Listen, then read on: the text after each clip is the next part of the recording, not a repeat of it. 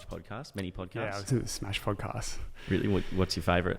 Well, at the moment I've been getting through Human Labs, which Yeah. has been really good. I just think he just gives a really interesting perspective on stuff that happens in your everyday life that you don't really put much thought into how they work. Yeah. Do you do that on your runs? No, I can't do them on the runs because Yeah. I find when I'm running, I just completely zone out too much to be able to pay attention to what's going on in the ears.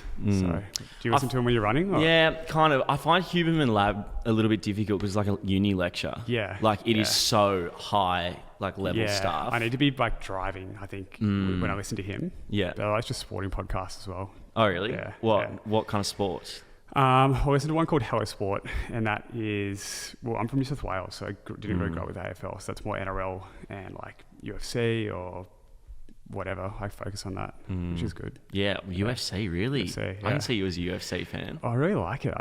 I've sort of only got into it in the last 6 months or so. Yeah. And once you get into your boxing a bit more, you'll start to love it. I reckon. Yeah. Oh, it's such a skill. Any kind of combat is ridiculous. Oh, it's crazy. Have you done any combat stuff? I do boxing. Yeah. I'm having a fight this year. Oh, really? Yeah. Are you actually? Yeah. Unreal. So that's the thing. It's a big year of exercise, getting stuff done. Yeah.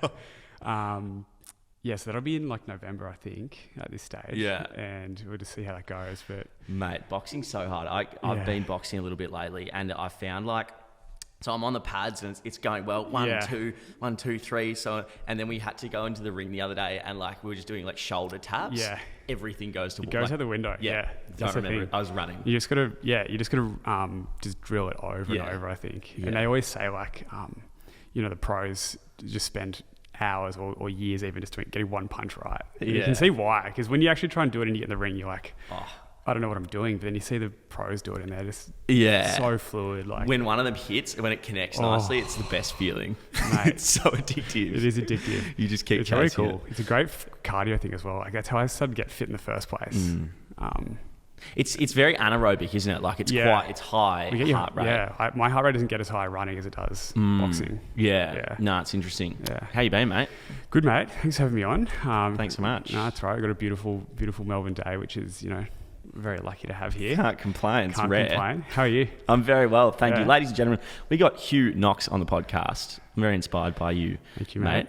We've known each other for about a month now, and you're doing some incredible stuff in the running sphere, and also in life. But I think, running with a passion, running with a mean is really important, and you're certainly doing that. Do you want to give us a quick rundown of who you are, and then get into kind of what you're doing? Yeah, definitely. Thanks, Louis. So, as Louis introduced, my name's Huw, and I grew up in New South Wales before moving to Melbourne when I would have been 18 now.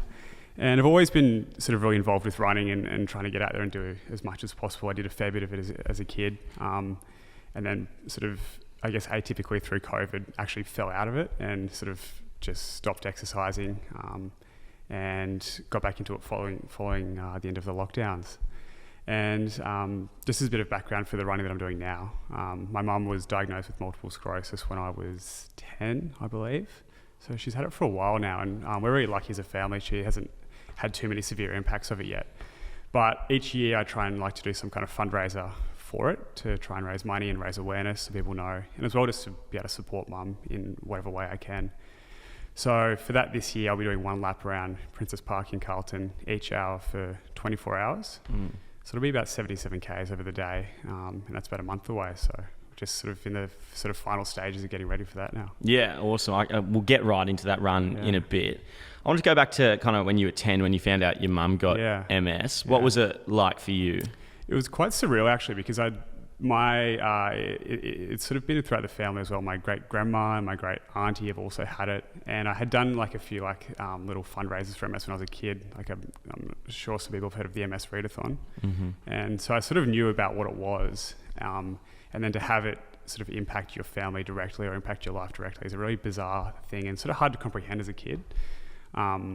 And it's sort of only as I've gotten older, as I've been able to sort of understand properly what it does or how it's impacted mum or how it operates generally for people who suffer with it. For those that don't know, can you give us a quick rundown of what MS actually does and what it is? Yeah, definitely. So it's a disease that basically affects your central nervous system. So just in simple terms, it basically prevents your body from functioning as it should. So some common early symptoms for people might be losing ability to touch, feeling like they've got constant pins and needles in their hands and arms or legs or feet. And eventually it progresses to where you lose actual full control of your body. So you might end up in a wheelchair, prevents you from speaking properly. You can even go blind from it.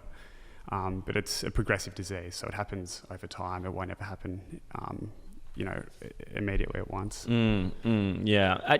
You mentioned like over the years you've kind of always done stuff. What's it been previous years in regards to fundraising and stuff? Yeah, so previous years. So when I was younger, it just started off by just doing smaller runs, so like the city to surf, for example. And then a couple of years ago, I ran 10Ks every day for the month of May, which was really challenging at the time because I just wasn't fit enough for that. And within a week, my body just sort of had given up.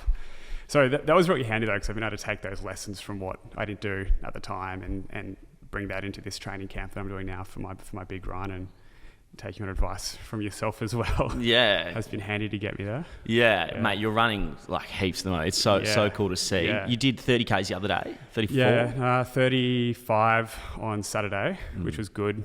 That's the furthest I've run ever to date. So it was really nice to get that done. But sort of when you do those big runs in the middle of a training camp, your body just isn't, as set up as it should be to handle it, just because when you've got a lot of volume going through. So I think I was definitely pulled up pretty sore and worn out afterwards, but I think that's just a symptom of the volume that I'm doing at the moment. And I think after a few weeks of taper heading into the long run, I think the body will be good to go.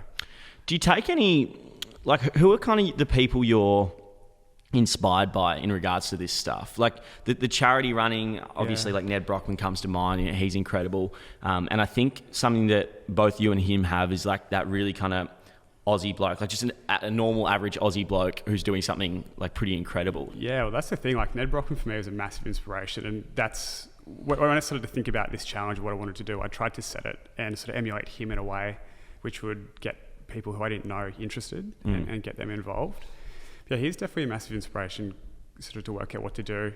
And then just in terms of running, I don't know, like I feel like a lot of people had a similar experience through COVID. It was quite challenging. I put on a fair bit of weight, and coming out of it, running for me was a way to sort of get rid of that, and then also to have the mental clarity that comes with it. And I think that's also one of the best things about running, is that it's so accessible and so open to everyone, and anyone who wants to get involved with it should just be comparing them to themselves and not worrying about what other people are running around them or what other times people are doing. And I find that a really rewarding aspect of it as well.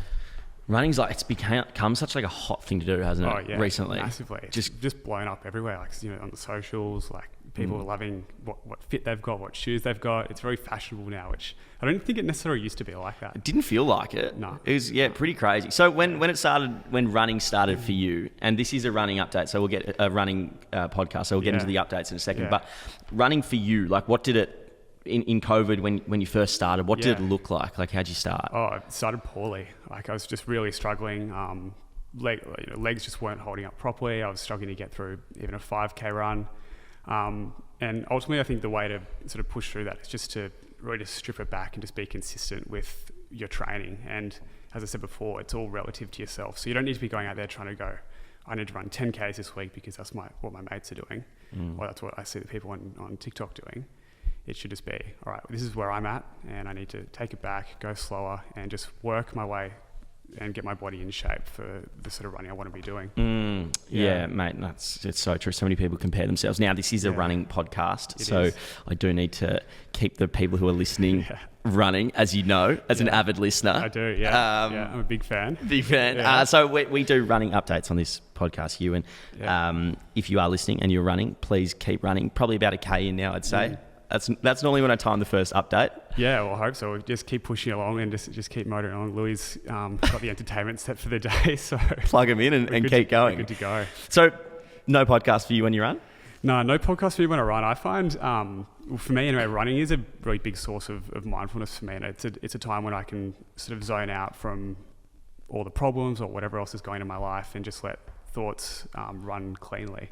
And I find when I have a podcast in the ears, because my brain is just sort of not consciously thinking, I don't actually process what is being said in the podcast, which is a shame because it's a great time to listen to listen to people say interesting stuff and learn a bit more about the world. But so yeah, for me, it's just usually music, to be honest. Yeah, what kind of music? Like, for me, it's fast trance. really? Yeah. I don't know why. It's just something I've always enjoyed to run with, and I find if you get the right song, you can really time your cadence with the beats, and it's just a good motivator to get home. And yeah, go on. Oh, and I was just going to say, yeah, like it doesn't require any thought as well as the other thing. Do you ever see your heart rate spiking because of it? Not really. Like it does definitely towards the end of the run, it spikes, and I should actually do some testing to see whether my heart rate is on average higher when I listen to music or when I don't, which I'm sure it would be. But the heart rate for me usually stays pretty steady, which I'm happy with. Yeah.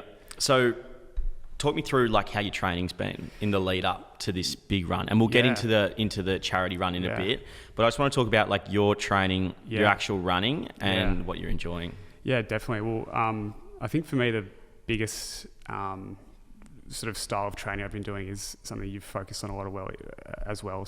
Is the heart rate running. That was something that I'd really just disregarded in the past, and have only started getting into properly this year. And so I'd say maybe 80% of my runs now are focused on keeping my heart rate in zone 2. So for me, that's about below 150-ish. Not too concerned if it gets a bit over, but in that ballpark. And that's just had a massive impact on my fitness, which like nothing I've had before. One, because it allows your body to recover better because you're not just running yourself into the ground. And two, it just allows your heart to settle and to become at a more consistent pace. And I've really found over time as well that I'm able to go faster and keeping my heart rate lower. So that's really paid off. And I do that, as I said, for 80% of my runs. And then maybe once a week I'll do a speed session at the track. I'll just get some intervals in. And that for me is more just for variety. I don't really think it's necessary for the running I'm doing at the moment. But I don't want to be just plugging away on the trails all week. Monotonous, doesn't it? It does, yeah. What about recovery for you? Like, what are you doing for recovery? Yeah, recovery's been a big one this time, which is something I've also neglected in the past. I've been really big on swimming this time around, which I've found has been a really big help because it just loosens the body, gets the legs kicking, it stretches them out nicely. And also just spending enough time on the foam roller, which is something I, again, didn't really focus on, but now I'm trying to do it twice a day, morning and night, just with some light stretching as well. Have you found it difficult, like sinking beers or going out with mates and then also doing running? I've banned drinking. Really? For the last sort of month, which has been really challenging. Because I think, especially when we're young, like you get a really amazing like social like outreach on your weekends, and sort of having to put yourself away from that sort of negates the positive effects of not drinking throughout your week because you're sort of feeling a bit socially isolated. But that being said, I did have some beers on Saturday night, which definitely didn't help the legs recover. I'm not too sure on the science on it, but I think it's got something to do with that the alcohol prevents the blood from flowing properly in your body, so it can't get to repair the muscles. So yeah, Human pretty much says that you're going to die if you have alcohol. Yeah, I hate it. I love having a beer and stuff, Same. but since having this Whoop band on, it's like the difference in my sleep when I've had 2 beers. Yeah. And just recovery. Like it's the next day's a write-off after 2 beers. It is. And I keep having the problem where I'm on my long runs and all I can think about is having a beer. I get so thirsty and just really need a beer, and then get to the end of the run and all of a sudden it's just the last thing I want to drink. And then you're usually too tired anyway afterwards to get to the pub or anything. So it's a bit of a double-edged sword, but that's just how it works. Are you going to launch into a couple of beers after the I think so. run? I reckon I'll be pretty tired. But I'll definitely have a few beers and that'll probably just knock me out. But I think the week after, actually, I'm going away to my sister's fiance's bucks party. So it's actually good timing. Obviously, no beers. No beers. Nice and quiet. What have you found like the most challenging part of all this running so far? Yeah, I think for me, it's just been the consistency of it and just getting out. And I think when I'm struggling to get out, something my dad always sort of drilled into me is when I was younger was just get the shorts on. And it's a really great practical saying because once you actually physically put your running shorts on, you're very rarely going to take them off and go sit back on the couch or go back to work or whatever. So for me, it's just motivating myself to put my running gear on, and once it's on, I know I'm good to go. But yeah, it's very rare that I'm ready to launch into going for a run. And I think for a lot of people who do a lot of running, it's similar, and it's more that it's a job or a task that needs to get done for a particular purpose, whether that's for physical well-being or mental well-being or whatever else comes with it. but it's just important to actually get out there and do it. Yeah, it's the greater good, isn't it? I think it's a really common misconception is that everyone wants to run. No. Especially like influencers want to run or want to go train or, professionals want to. No one actually wants to, but it's the greater good. Exactly. It's painful and you got to push yourself for it, but eventually it's worth it. You're studying, aren't you? Yeah, studying law. So I'm in my last semester now, so I'll finish up in June, which I'm really excited for. That's awesome. Just to get it done. And I guess, as well as the balancing of the study and work and all the running as well. I was going to say, do you find that helps you, like even consolidate information? It does, yeah, it definitely does. So I try and run in the morning, work and study throughout the day. And then if I'm doing another run in the night, we'll go at the night as well. And I find it like sort of anchoring your day with exercise on either ends. It's just a really good formula for being productive and getting stuff done. And as well, like you say, when you're out running in the evening, you can just sort of more naturally process what you've taken on throughout the day and consolidate it that way. I've found that heaps as well, like the fitness side and how much like better I am mentally when I do fitness, which is great. Yes, it's fantastic. Yeah. However, Huw, if I'm running 30Ks and like it just keeps bumping up, and so now I need to run 32Ks to feel better, 30, or I need to run as a like volume based like 60Ks this week to feel like I've been productive. That is what I'm struggling with the most at the moment. Mate, I agree completely, and that's the thing because again, I think it can go both ways because you sort of start running a lot and then you need to increase what you're doing to maintain that same feeling. Exactly, you're chasing the high the whole time. But then on the flip side of it is once you've run 30Ks, you realise, I can go further and further and further. And I think that feeling is really empowering as well. And you can sort of adjust that to any part of your life. Yeah. Because once you realise you've done something you haven't been able to do before, you can take that mindset and continue to apply it to whatever area comes at you. Yeah, I love that aspect of running, especially that it's so like it can be so diverse as well. Like it's not for just guys. It's not just for girls. Like anyone can do it and you can get out and get the exact same benefits. Yeah. Exactly. With your training, are you spotting gaps in it? Like, let's say you were to go back and do this all again. Yeah. Would you do things differently? I think I would. I think one thing I haven't been completely rigorous on, which I should do in the future, is plan out specifically what running I'm going to be doing on what day. Just because then it's better for recovery, better to, balance the load that you're going through. So, for example, an error I made recently is on Sunday of last week, I did my long run of like 32Ks, and then Saturday the following week I did 35Ks. So I only really had like a 5 or 6 day turnaround between the two long runs, plus running in between. So there's just not enough time for your body to catch up and recover properly. And then eventually, you're just going to end up breaking down. So I think, being more specific about what I'm going to be doing. Have you come across any injuries along the way? I haven't been too bad. I've sort of got a bit of a calf niggle at the moment, which has been good. That's all I've managed to handle so far. But I think, again, that's come down to just recovery, getting on the foam roller, going for a swim, going for a walk, even just a recovery jog the day after. And it doesn't have to be much if you are unsure about how to actually go about your recovery. Just take the dog for a walk, get a coffee, like catch up with a mate. There's all these different things you can do, and just to keep the blood flowing, and doing that's helped a lot, I think. It's so true. Now, I want to get into this charity run, but just before we do that, you were a very good runner early on, weren't you? Back in the day. Different kind of running though. Different kind of running, yeah. So I was doing 400 and 800 meters as a kid. So I think my best result was second for the 800 meters at a national level. So that was really, really pleasing. And that, I think, it has given me a good foundation of knowing how to train and knowing how to approach running from here. But it's very, very different, the style of training. Yeah, prick of a distance. Yeah, it's hard, it's intense. You're just doing track session after track session. But I think looking back on it now, I don't think I was actually fit enough at the time when I was doing that as a kid. I was fast enough, but I just didn't have the aerobic base, I guess, built enough. Yeah. But again, that's something you only learn as you get older, of course, and knowing more about how running works. Yeah, I speak about this a lot, but like the comparison people have, when I started all this running content, I was like trying to get people out to go for a run, and then I realized I actually have a really bad connection to running because I associate it with footy, doing the beep test, 2K time trials, stuff that you just hate. Did you find it difficult to create love for running? Definitely, and it's only been this year that I've gotten back into actually really, really enjoying it. And I haven't run anywhere near as much as I did when I was 16, 17 until now. And that's because, I had this association of running being as for a pure task. It had to hurt. It had to be painful.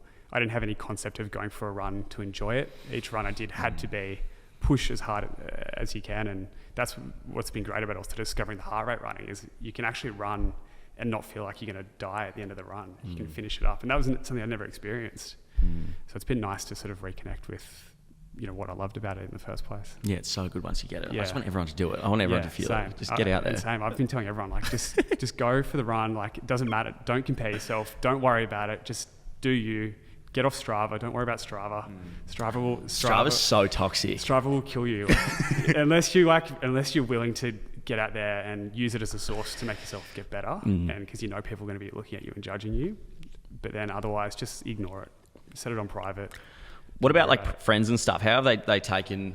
Like, obviously they're very supportive of you running and stuff. Have they wanted to come out with you? Yeah, that's the thing. Like, my mates have just been incredible. I wouldn't be able to do it without them. They're always on me, always looking after me, always like helping out. If I'm buggered and they need to cook me food or look after me, they'll be doing that. And then they're always keen to come out for a run, which is great. But then, as I said, they're always saying, "Oh, like, Huw, I can't keep up with you," like, blah blah blah. I'm saying, mate, it doesn't matter. Like, we'll just go together and chill and have a chat and catch up, because it's also a great social thing. And I'm not a big golfer, but for me, I see going for a run as like playing golf with a mate. Like, you can just catch up and hang out, and it doesn't have to be anything serious, and have a chat. Yeah, it's beautiful. Now, big run, mate. I want to hear all about it. So on the 20th or 21st? 19th to 20th. 19th to the 20th? Yeah. Fill me in. What are you doing? So, it'll be one lap of Princess Park in Carlton, each hour for 24 hours. So it's 3.2k per lap. Okay. So it'll be about 77k over the 24 hour. Now, I don't think that the distance itself is necessarily anything, too impressive over a day. I think that's very manageable.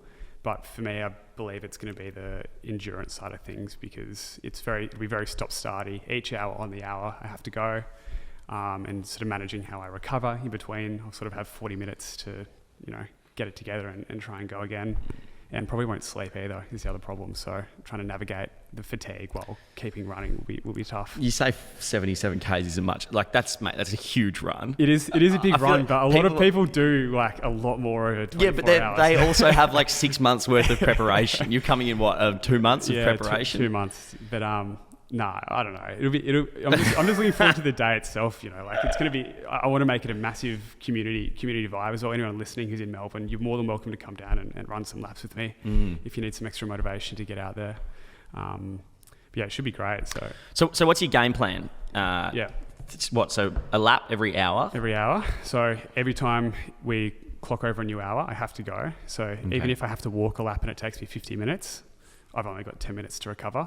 I've got to go again. Yep.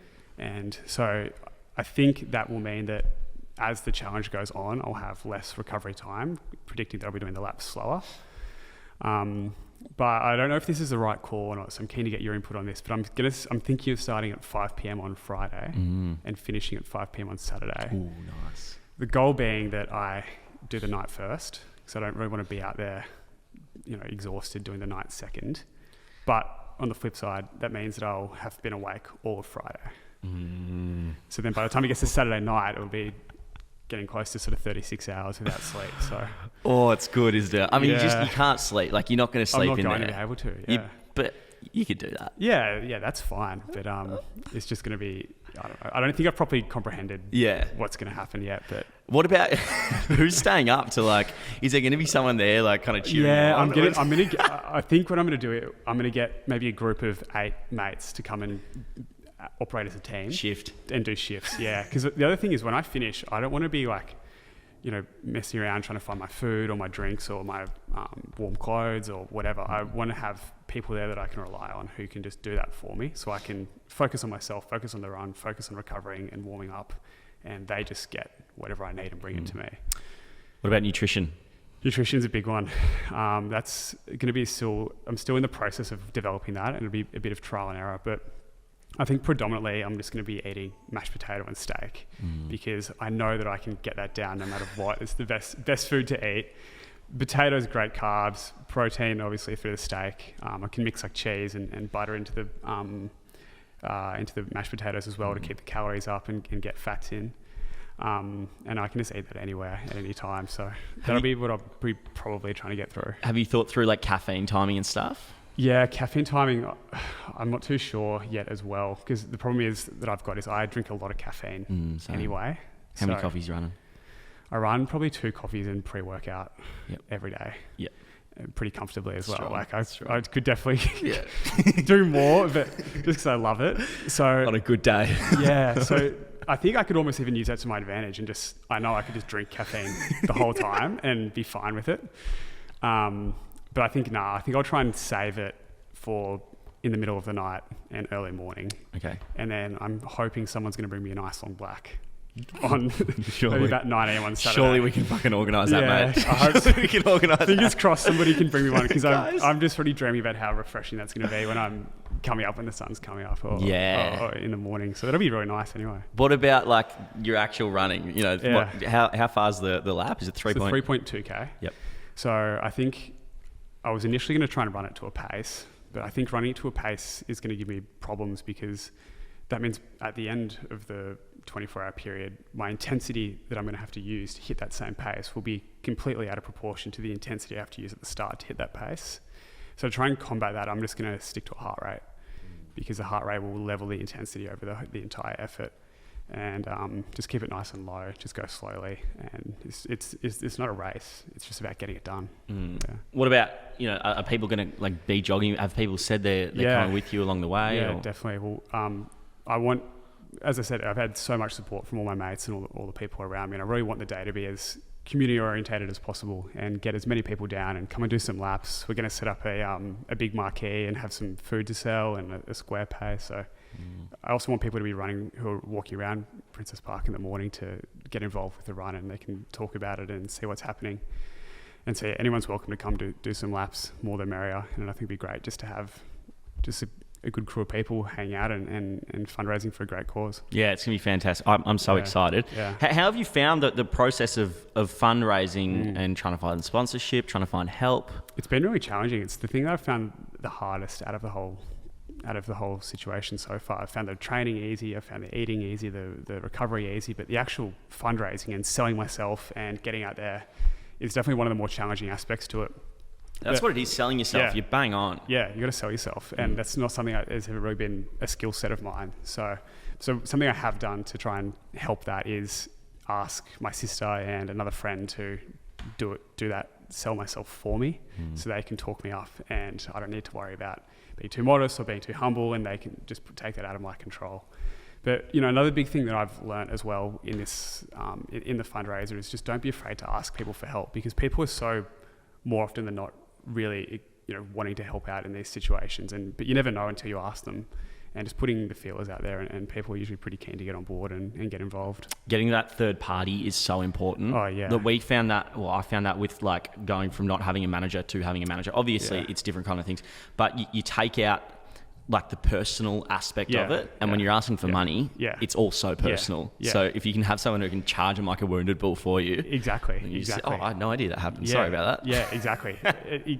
You're exactly right. Take it out of your control when someone else can deal with that for you, and it makes it heaps easier. So what's the fundraising goal? Fundraising goal is 15 grand.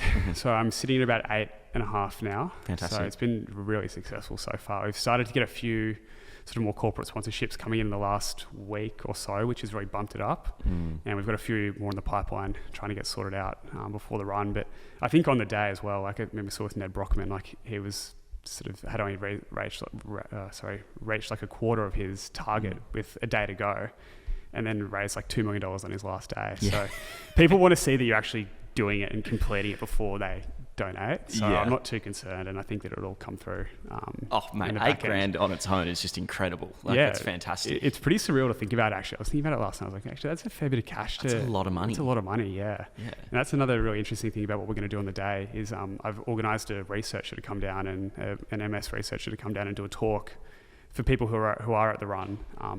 One to give a bit more of a scientific explanation as to what MS does and what it does to you and how it develops, but also for people to understand where their money's going. So I think it'd be really important for people who are donating to giving away their hard-earned cash to know where it goes. Like what is it doing for researching? Who's it paying? So I think that'll be good That's to a see big as part, well. isn't it? Yeah, it's a massive part because you don't want to give your money away and just hope that it goes somewhere. I think it's more important for people to know where it's going. So if anyone wants to donate, obviously, like I'll have links up all through my socials, especially like leading up to it. You as well, like they'll shoot you a follow and stuff. Yeah, and my Instagram's Huw Knox, just my name, and the link's in the bio there. You'll be able to find it through Louis' page as well. But yeah, it's just going to be really awesome, and it's just reminded me what an incredible group of people are in my life because everyone's just been so supportive and really ready to give it a crack. Mate, it's so impressive. Now you've been like as part of this and probably what I've been helping with you a little bit is like the content side. Yeah. Because massively, mate. Whether people like it or not, like you need to be somewhat relevant on social media and stuff before you can start kind of like really kind of gain a lot of like coin or for the charity and so on. How have you found that side of it? What content are you making and how are you finding it? That's been really challenging for me because I'm stepping into a new realm, a new set of skills that I haven't had before. And so that's one thing I have enjoyed about it is developing this new skill set of making content. But it is extremely hard, and full credit to you, Louis, because you do it amazingly, and what you put out is really good and interesting content. But yeah, for me, I've just been trying to film little bits about the run or my motivations behind the run, and then I'm also trying to now start creating some tips to running or just different hacks that I've used to help me get from basically not, spending the early mid part of my 20s not running, being pretty unfit, to getting to being at a stage where I'm quite fit. And I hope that's useful for some people because it is definitely attainable. Like if you're having trouble, like you can do it, and it's just about finding what works for you and putting the right procedures in place. That's like, I mean, I think everything you're doing is really incredible. I'm so impressed by the content side because I know like how difficult it is first and foremost, not just making videos, but more importantly, actually posting them. And I think we've spoken about it, and I've spoken about it in previous podcasts, is like going from someone who's posting like going out content, having a couple of beers with mates, to here's how to go for a run. People who follow you are like, fuck off. Yeah, exactly, mate. Yeah, it's the shift. People like follow you. They want to see you going to the pub, like doing stuff with your now mates. He's an influencer? Yeah. No way. I know, but it's great. I've been like really self-conscious about it as well. Yeah, it's being hard. like, fuck, like what are people thinking? But everyone who I've seen, even randoms have come up and said, oh, like, good work, mate. Like, it's awesome. I don't know if they're taking the piss or not, but yeah, it's been cool, and like your help has been incredible with it because you just got to do it. Like you can't spend ages just like feeling self-conscious or whatever about it. You just got to take the plunge and just do it. You have to. There's no way to soften that bridge. Like you can't bridge the gap slowly and carefully. And you only learn by doing the videos and posting them as well. Like you never, like for my first one, for example, I was pissing around for ages trying to work it out, and I was like, you know what, I just got to post it, get feedback from people, and use that and keep making other ones. So from the actual content perspective, what are you finding hardest? Like obviously posting and stuff, that's pretty scary, but from like a content side, and because we have people who listen who want to get into it and are wanting to take the plunge, what do you recommend? I think for me to start is I think having a good library of videos that you can put underneath yourself talking. So what I've done is I've gotten a mate to just come out and help film me for half a morning of just doing different stuff, like different athletic based stuff, so gymming, rolling, recovering, running, and so you've got a good base of videos that you can underlay whatever content that you want to make, and then as well just having like a pretty, I guess, structured idea of where you want your videos to go. And some advice I've taken from you and Tom Prime Train, the man himself, as well as have some kind of value that you can provide to people who are watching your videos. And if you can come up with some kind of niche or something to offer that other people can't offer, I think that's when you'll be really successful as well. Absolutely. No, you're putting out some great content, and everyone should go and follow Huw. Obviously, we'll give you all the links. Yeah, thank you, mate. You're not just going to do this run and then call it quits. Like, I don't you're going think so. to keep going with it is the plan. That is the plan. Because I think once you've spent so long putting time into something, it's a real shame to just let it go and not worry about it anymore. So I think the goal after this run will probably take a few weeks just to recover and get my body right. And then I think the next task will be the Gold Coast Marathon in July, I believe it is. And then probably do the Melbourne Marathon, which is a bit later in the year. I think it might be around October, which I'll see you there. Yep, absolutely. Yeah. Are you thinking about doing like anything like ultra marathons and stuff? What's the long-term goal? One of my sister's mates is trying to talk me into doing 100K ultra next year. which I am keen for. I would love to do it, but I also want to get in the gym, which is the other. I am in the gym now, but I also want to get big in the gym. So it's that forever. Shit, yeah. It's the forever. It's the forever like balance of be super fit or be a monster. So Just full-time hating yourself, mate. That's what we call it in the fitness industry. Don't worry, I'm there with you. yeah. So Never big enough, never fit enough. exactly, you can never get there. But no, I think I've got an ability to run, and that's what I'm good at. So I think I'll stay at that. And yeah, doing some ultras would be cool.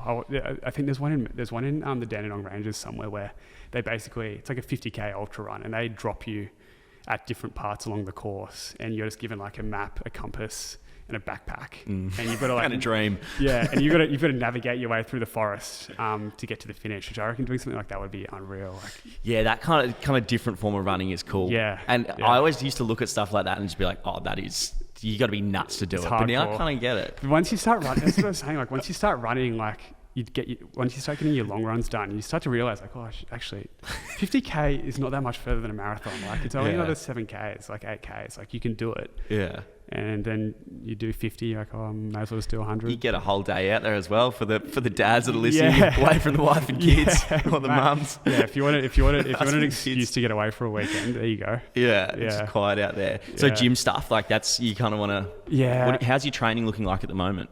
Training in the gym has been good. I've been doing some lighter leg-based stuff once or twice a week, just enough to keep the tendons strong without putting too much extra, pain or effort through the legs to stop the running. And then I've just been doing a pull and push day as well. So I'm probably in the gym 3 or 4 times a week, and with the running as well. But I'm just loving it at the moment, mate. Like I just can't get enough of being out there and doing it. And once you get stuck in, you're just good to go. So after like your charity run's done, Yeah. are you, I mean, obviously you're going to continue running, and there's no doubt that you got to give yourself like a week or two off. I'll give myself a week off from all exercise, but I'm at the stage now where I just need it in my life. Like I will just go insane if I don't have any exercise. So I'd imagine I'll last maybe a week without doing anything, and then from there I'll probably start gymming again. Probably go back to swimming, get on the bike, just try and keep the impact low cardio wise, and then after a couple of weeks, I guess I'll probably start running again. Yeah, fantastic, mate. Well, it's been fun, mate. Thank you so much for coming on. Thank you for having me. I really appreciate it. Hope you enjoyed it. It's been a late to talk to you about it all, and looking forward to it. Yeah, no, it'll be great. So if people want to go and find you on, let's start with socials. Yep. All my socials are Huw Knox. Huw spelled Huw. Yep. And that's where that'll be. And my link to my fundraiser is in my bio and all those socials as well. Fantastic. Yeah. Please support him, guys. Let me know if you support him. Shoot me a screenshot or something. I'll give you a huge shout out. Yeah, definitely, guys. Same here. It'd be awesome. Be late. Mate, thank you for coming on. No, thank you, mate. Appreciate it. Cheers.